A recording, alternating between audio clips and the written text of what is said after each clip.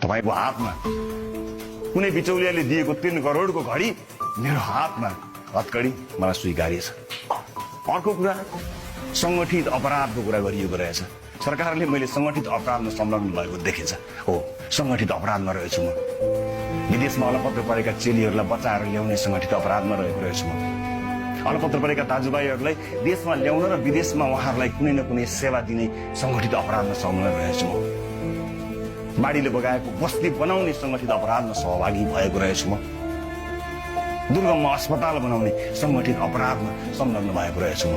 दिनदिनै गरिब दिनदुखी जनताको रिपोर्टिङ गरी समाचार बनाई प्रस्तुत गर्ने त्यो सिङ्गो समय, त्यो 5-7 वर्षको समय म यिनै संगठित अपराधहरूमा लागेको थिएँ। यत्रो अपराध गर्ने मलाई संगठित अपराधमा हुन सके जति सजाय दिनुपर्छ। कानुन छैन भने कानुन सच्याएर पनि दिनुपर्छ। म तयार छु। मलाई विश्वास छ आम नागरिकहरूले न्याय दिनुहुनेछ।